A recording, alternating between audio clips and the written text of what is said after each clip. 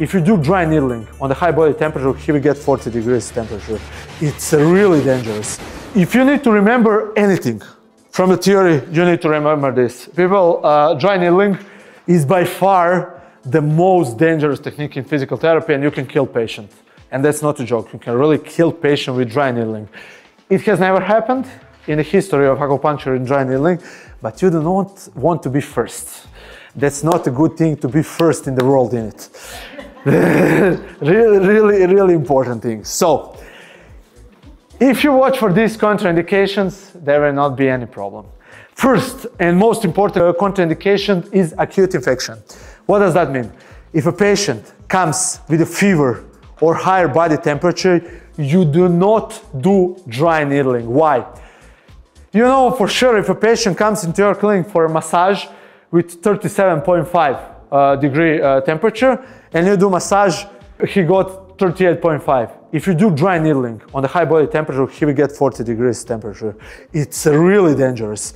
If a patient has any flu, cold, anything, you see that his nose is red or anything, just send him home. Relax, get healthy, and after he's healthy, you can do dry needling. Do not do dry needling if a patient has any inflammation in his body, especially if it's inflammation of the lung, kidneys, or anything else. Do not do it, never. You can kill a patient, you can get body temperature to 41, it's really dangerous.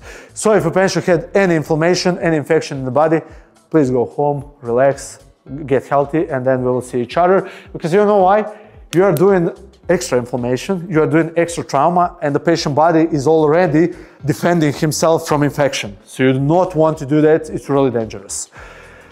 The other is the increased risk of infection at the site of needling application. What is this? You never go into joint capsule. Only people that can legally go into joint capsule are medical doctors. Physiotherapists and nobody else can go into joint capsule because there are huge chance of infection. You do not go into joint capsule.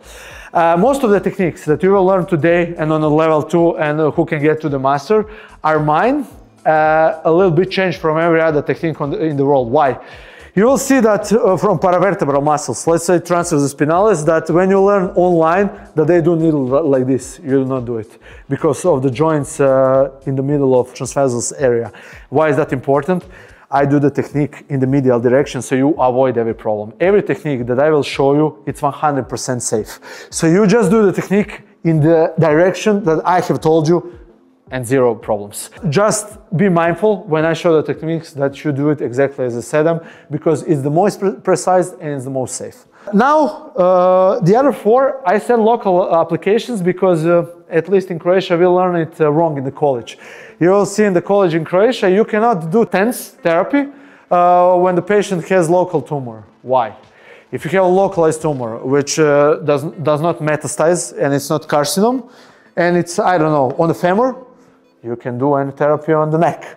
But if you have carcinoma, if you have metastasis, you do not do dry needling. Nowhere. You know that it's contraindication for every therapy. If you have active carcinoma, you do not do any therapy, and that's it. For hematomas, so if you have some hematoma, so some inflammation from some, let's say, hit from the sportsman, you cannot apply dry needling in the middle of it because it will get infected and it's pointless. You cannot get anything else.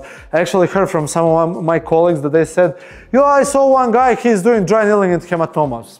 I don't see the point, it's idiotic and it's dangerous.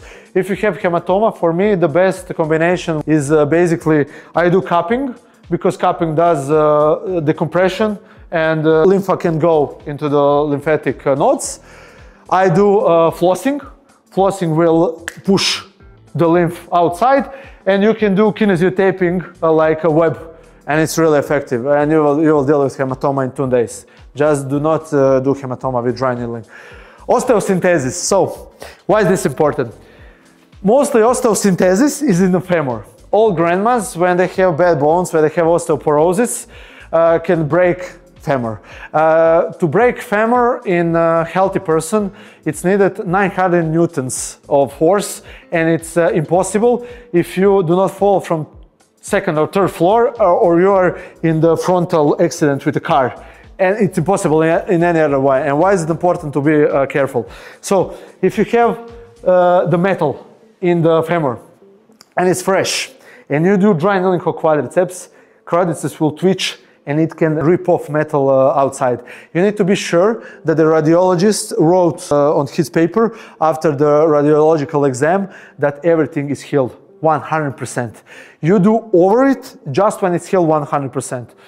Of course, it's not a problem if you do back or something else, just it's problem locally.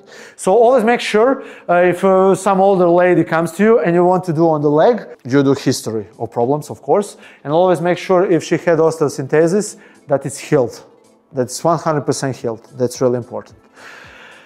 Body implants. So I don't know if it's regular here like in Croatia, but a lot of women have specifically gluteal implants. And that's extremely dangerous. And why is that crazy dangerous? If you come with a needle in the implant will break, and that's emergency operation. Emergency. It's really dangerous for the patient. And I say in today's time, where everybody's fake, we will need to have, like, you know that when we have anatomical position and you put the axis for the pain, we will need to put axis for the implants. You will be surprised. One of my colleagues that finished my course, he was now on the dry needling level 2, and he said to me, one woman came and it was like everything here was Botox, lips were big, and he was like looking, let me ask about piriformis, and he asked, he has implants, and he already came and he was like, do you have implants in the gluteal area? Yes. Was like, I remember because of you. It can look natural, so be careful about that. Really, it's funny now, but it wouldn't be funny if you puncture it through, because it's really, really high problem.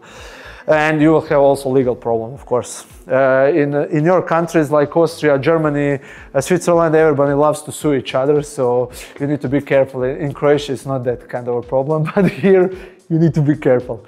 Of course, never treat mucous membranes, eyes and genitals. I think that I do not need to explain that it's really, really self-explainable. Few of important things. Psychiatric patients. If you have psychiatric patients which are not really good controlled with therapy, with pharmaceutical therapy, better to not do it. Because they will have panic attacks, you will have problems, and you know what is the problem? You will apply 20 needles and they will start panic attacks with a needle inside, which can be really dangerous for the patient. So if the patient has history of psychiatric disorders, be mindful and be 100% sure that he can stay calm for the course of the therapy, because when you do dry needling, patient cannot move at any moment. So be careful about that, that's dangerous.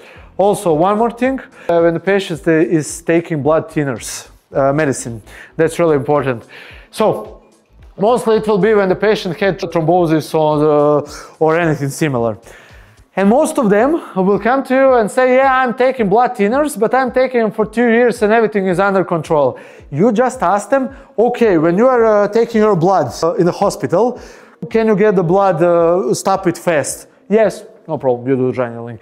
But if it's fresh, if it said, I'm on the last few months on the high amount of blood thinners, do not do dry needling, because if you puncture vein, or it's artery, even better, you will not puncture artery, but if you puncture vein, it can be dangerous. So just make sure that if the patient takes blood thinners, old school blood thinners are dangerous. New school blood thinners are safe. So it depends which blood thinner it is. So just make sure that the patient is taking blood thinners for a long time, because most of them will say, I had thrombosis like 3 years ago, I am taking it all the time, everything is great. When I take the blood out, I stop it in 10 seconds, 20 seconds. No worries, you do dry needling and that's it.